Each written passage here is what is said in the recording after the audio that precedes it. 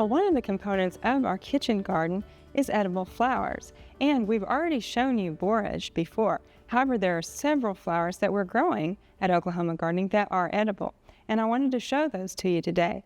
However, I wanted to tell you a couple of rules that you need to remember if you're going to eat edible flowers. And the first one is be sure that the flowers that you're wanting to eat are edible. That means find a list and make sure that they are on an edible list. This is because some flowers are very poisonous, and it's not something that you want to experiment with.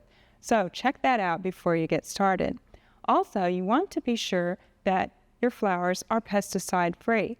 Now, a lot of flowers will actually put pesticides on that are not registered for food crops. And so if you're going to use edible flowers, you're going to want to make sure that they're free of pesticides so that you're not ingesting some of those that you shouldn't be.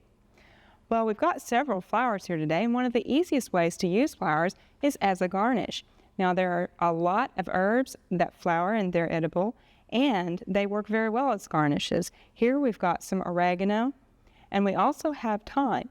Now, both of these have a flavor very similar to the leaf, except it's just a bit milder.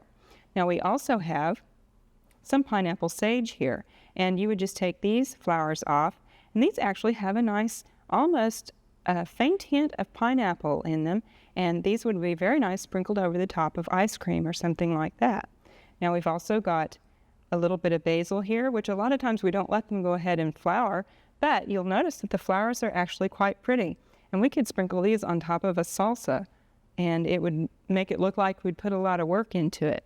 Also, the lavender here is a very good edible flower, and you actually want to harvest it when these buds are still closed, dry those, and use them. Now, this is Monarda, and a lot of people use it, the leaves of Monarda, for tea. However, the flowers are also edible, and you would just remove these flowers and you could use them. Now, they actually have somewhat of an oregano type taste to them, at least they do in my opinion. Now, this brings up a point. You want to taste the flowers that you're going to use before using them in a dish, because you may not personally like one flavor, and also flowers, different cultivars of flowers have different tastes, so you'll want to check that out before you start piling them into a large dish. Now, some flowers don't necessarily have a lot of taste to them, however they are edible. And it's a good idea to use these flowers as a garnish on a plate. And if you are using flowers as a garnish, again, make sure they're edible. That way, if someone accidentally eats the garnish, they're not going to be poisoned. Now, one of them that works very well for this is hollyhock. It's a very nice, large flower and can actually work very well as a container. Now, tulips and also gladiolus work very well for this purpose, using as a container. They don't have a lot of flavor to them. However, you can put something like chicken salad in the middle. Now, that brings up a point.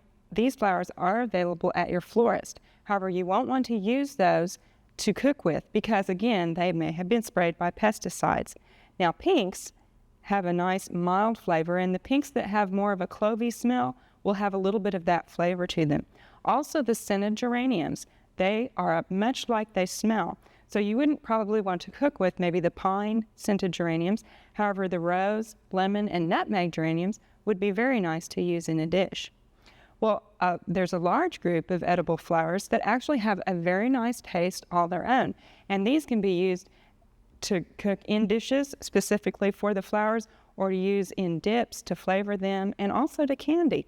Now, we've showed you before how to candy Johnny Jump Ups. Also, violas, pansies, and violets are in this family, and actually violets have more flavor than the other three. However, these are very nice to candy. Also, the borage works very well to candy, and again, it has a nice cucumbery taste to it. Now, roses are a very good flower to use to candy, and something to remember when you use the roses, and we usually use just the petals and not the entire flower, is to remove this base. You can see the white base here. Just remove that before using it, because that white base has a bitter taste to it. So you want to remove that, and then you can candy or put this in a salad or anything like that. Now, a flower that actually has a really nice taste to it is the scarlet runner bean. Now, this actually has somewhat of a pea-type consistency and also kind of a bean taste. So you can add these to a salad, and you get that same effect as you might have if you were to add fresh peas to a salad. However, you'll get this nice bright red color. Now, nasturtiums are one of my favorite flowers. They actually have quite a kick to them, kind of a radishy taste to them.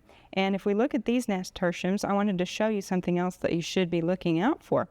When you harvest your edible flowers, you should usually do it early in the morning. That way they're still fresh. You also want to use just opened flowers when they've just opened out, and don't use older or faded flowers. Now, the reason is they can get a bitter taste to them as they start to fade, and you also want to make sure that they are insect and disease free.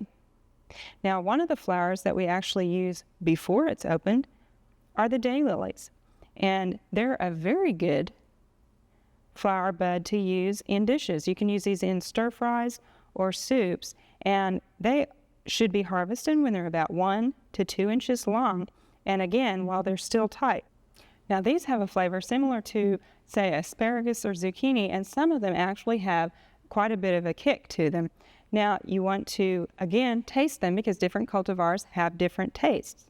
So just think about putting some of these edible flowers in your garden and follow those rules. Make sure you know what the flower is, have it properly identified, and make sure it's pesticide-free before enjoying them on your own table. We hope you've enjoyed this classic from the Oklahoma Gardening Vault. Remember, even though these tips and techniques are timeless, there's always something new to learn in the world of gardening. By subscribing to both Oklahoma Gardening and OK Gardening Classics, you'll have access to a wealth of gardening knowledge, both classic and contemporary.